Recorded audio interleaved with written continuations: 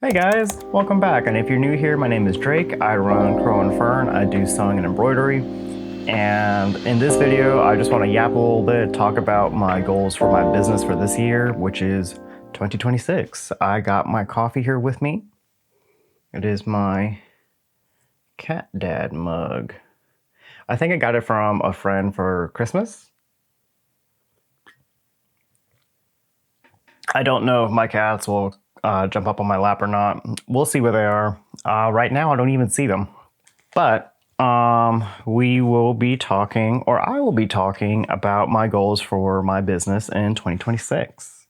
And I say business loosely just because, again, I don't have a business license yet.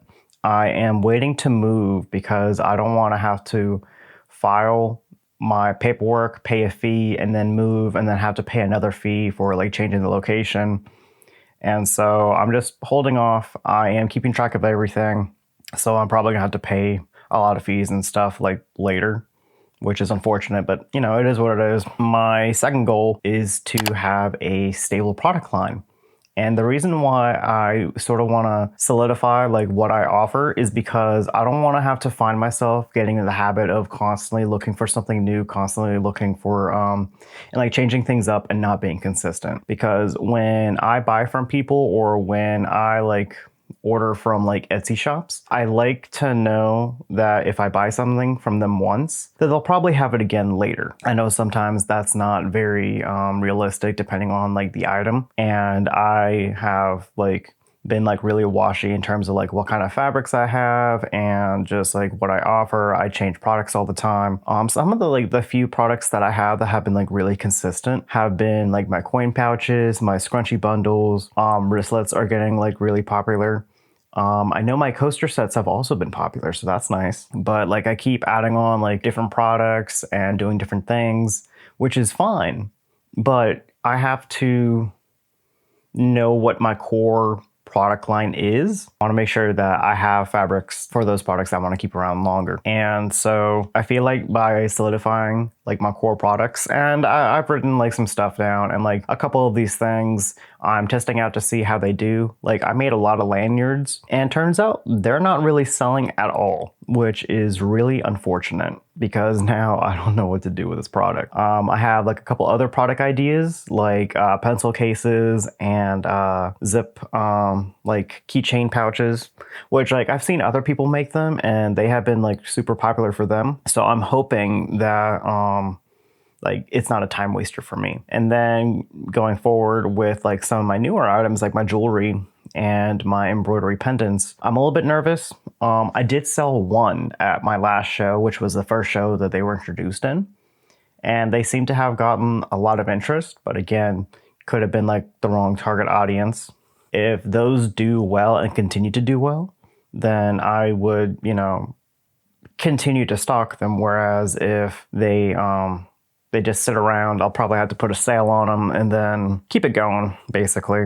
And another reason why I started to do jewelry is because I wanted to have a product that allowed me to, one, still be creative, but also would take me less time to make as compared to my sewn items. Because as much as I love sewing, there are so many different components that I have to wait on. Because like right now I'm out of fusible fleece. I also have fabric on the way. And until I can get all those things situated, I'm basically a sitting duck. And so by getting into jewelry, like I have something to do to keep myself productive on top of my embroidery, where I can still make stuff for Crow and Fern while I'm waiting all this other stuff to come in.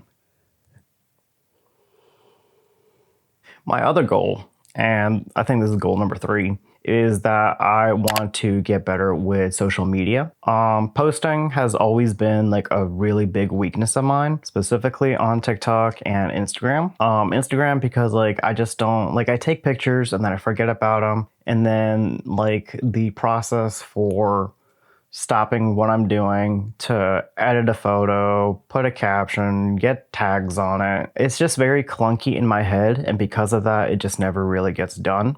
Same goes like for TikToks, because I've recorded basically a lot of stuff, basically everything in like the horizontal format. Switching up the aspect ratios crops the videos weirdly. Like I'm sure that if I keep everything like moderately zoomed out, like I could fix that. And I know there's a workaway or a workaround. I just haven't gotten there.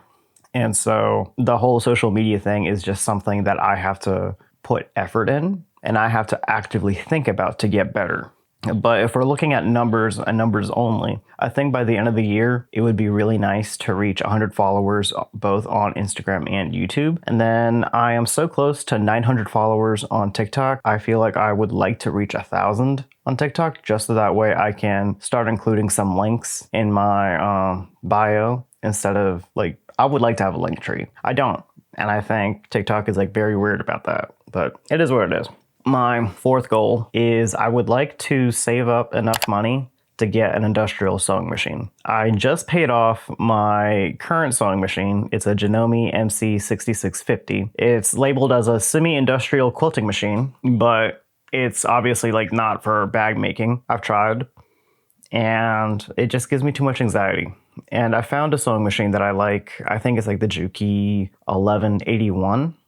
It has like a walking foot. I've watched a lot of videos on it. It seems like exactly up my alley and what I want to do with it. However, with its price and with shipping and everything else, it's probably going to cost me between $2,500 to $3,000 because like I basically wanted to come in like with the table already built to where I have to like just pop in the head. And obviously like that costs extra for some dealers. So, but that's on me. I just don't want to mess around and like mess something up and then like not being confident with using this machine. So I would like to save up enough money for that. I did reach the goal of paying this machine off, which is great. It only took me 4 months of sewing and embroidery to pay that off, or at least make back the money for that. And I say that loosely because like I think my expenses right now, like I sold, I want to say 1,800 in products, but I have spent over $6,000 on supplies, including the cost of this machine. So I am still in the red, which is fine. Again, like the first year of being a business or whatever, you're not going to be very profitable because again, you have all the setup costs of getting your equipment and getting all the tools that you need. And like this year I had bought the desks and the chair and this machine and like the lighting and this camera and so 2026 probably is going to be in the negative all year. But this month I was very, very close to getting slightly into the green.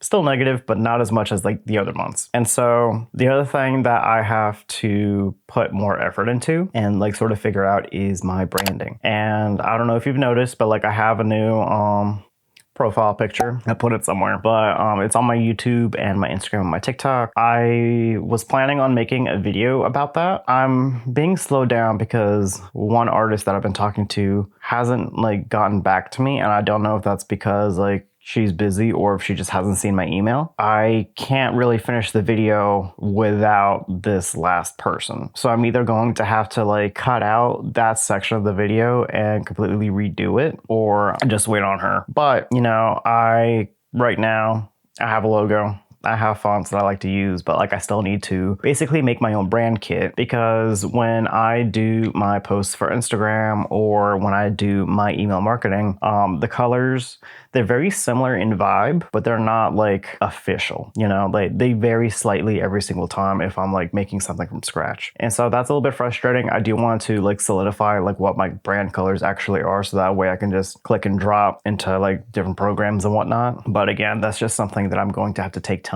and just sit down and get that done. I'm also like not the biggest in graphic design. Like I know like color theory and like everything else, but it's also like very surface level. I don't actually know how well that would translate into like marketing. It is what it is. Those are basically like my 5 goals for Crow and Fern for 2026. I feel like I'm missing something in terms of like goals for like running a business. And if I am, or if you think I need to like consider something else, please let me know. I do love responding to y'all in the comments. I like one of the things that keeps me posting on TikTok is like the engagement that I get. So like I know for a fact that like when I start getting this channel going, like it's gonna like the momentum is gonna keep me going. Again, I do need to put in a little bit more effort into posting. I just gotta set aside time. Like the majority of my goals are very reachable and very obtainable. It's more so of I have so many other things going on to where I need to just stop what I'm doing. They